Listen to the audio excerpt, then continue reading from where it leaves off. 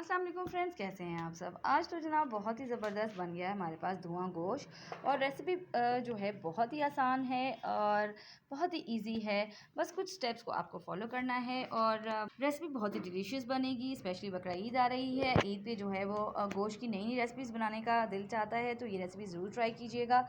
इंशाल्लाह आप लोगों को बहुत ज़्यादा पसंद आएगी। रेसिपी पसंद आए तो लाइक कर दीजिएगा, मेरे चैनल पर नए हैं तो सब्सक्राइब कर दीजिएगा। फिर तो चलिए वीडियो को स्टार्ट करते हैं। बिस्मिल्लाह, वीडियो को स्टार्ट करते हैं। सबसे पहले मैंने यहाँ ले लिया है आधा किलो गोश्त। बग़ैर हड्डी का मैंने गोश्त लिया है और इस्तेमाल करी हूँ या मैं हांडी। आप चाहें तो प्रेशर कुकर में भी इसको गला सकते हैं और चाहें तो किसी बर्तन में भी गला सकते हैं, लेकिन मैं हांडी इस्तेमाल करूँगी। इससे इसका जायका मज़ीद जो है वो दोबाला हो जाएगा। शामिल करूँगी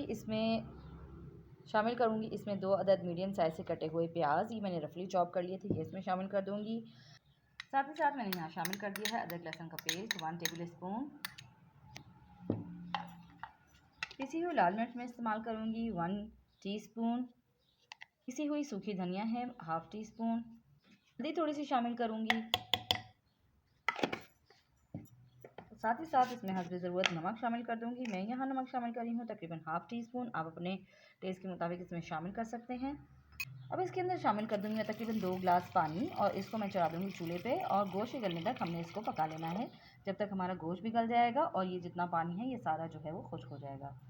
तो जनाब आप देख सकते हैं कुछ देर बाद ही पानी इसका खुश्क हो चुका है और गोश्त जो है वो हमारा गल चुका है। ठीक है, अब हमने करना क्या है कि सिंपल इसके अंदर हम डालेंगे तेल। इसके अंदर डालेंगे हम तेल तकरीबन आधा कप इसमें हम शामिल करेंगे और इसकी हम अच्छी सी कर लेंगे भुनाई, ताकि जितना भी गोश्त है अच्छी तरह से भुन जाए और ये जो प्याज आपको नज़र आ रही है ये भी सारी इसके अंदर पूरी आसानी से घुल जाएगी। तो इसको तेज़ आंच पे मैं भूनने लगी हूँ, तकरीबन 5 से 6 मिनट इसको तेज़ आंच पे मैं भून लूँगी। फिर हम आगे का प्रोसेस करेंगे कि हमें आगे क्या स्टेप करने हैं।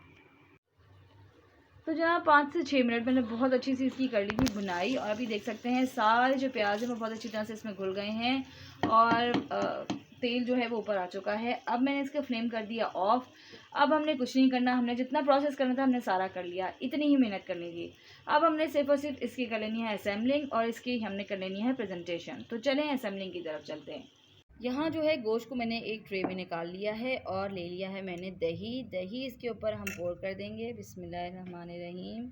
और हमने दही की इसकी पूरी कवरिंग बनानी है कि हमारा जितना गोश्त है वो दही में कवर हो जाए। अच्छी सी दही की कवरिंग हमने करनी है इसकी। प्याज मैंने यहाँ पे गोल गोल करके काट ली थी, वो इसके ऊपर बिछा देंगे। बहुत ही झटपट तैयार होने वाली ये रेसिपी, बहुत ही आसान लेकिन बहुत ही ज़्यादा टेस्टी।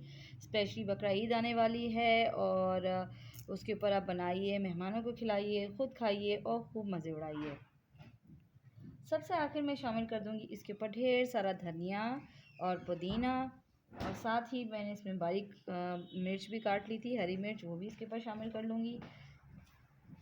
चूँकि ये धुआं गोश्त है तो इसको सबसे आखिर में हम कोयले की धुनी देंगे। उसके लिए यहाँ मैंने ले लिया है एक ब्रेड का स्लाइस और कोयला मैंने दहकने के लिए रख दिया था। कोयला मैंने दहका दिया था और कोयला हम इसके ऊपर रखेंगे, ब्रेड के ऊपर। अगर आपके पास कोई कटोरी है छोटी तो आप उसको भी इस्तेमाल कर सकते हैं। थोड़ा सा तेल डालेंगे और इसको हम कर देंगे कवर। थोड़ी देर बाद मैंने इसको खोल लिया था और इसके अंदर से ब्रेड को मैंने रिमूव कर दिया था और ये ज़बरदस्त हमारा धुआं गोश्त तैयार है। आप जो है इसे बकरा ईद पे दावतों में बना सकते हैं, घर पे बना सकते हैं, जैसे चाहे बनाएं, इंजॉय करें और अगर सबसे अपनी तारीफ़ें समेटें। तो अगर मेरी रेसिपी पसंद आई हो तो लाइक कर दीजिएगा, चैनल पर नए हैं सब्सक्राइब कर दीजिएगा। फिर मिलेंगे किसी नई वीडियो के साथ। दुआ में ज़रूर याद रखिएगा। अल्लाह हाफिज़।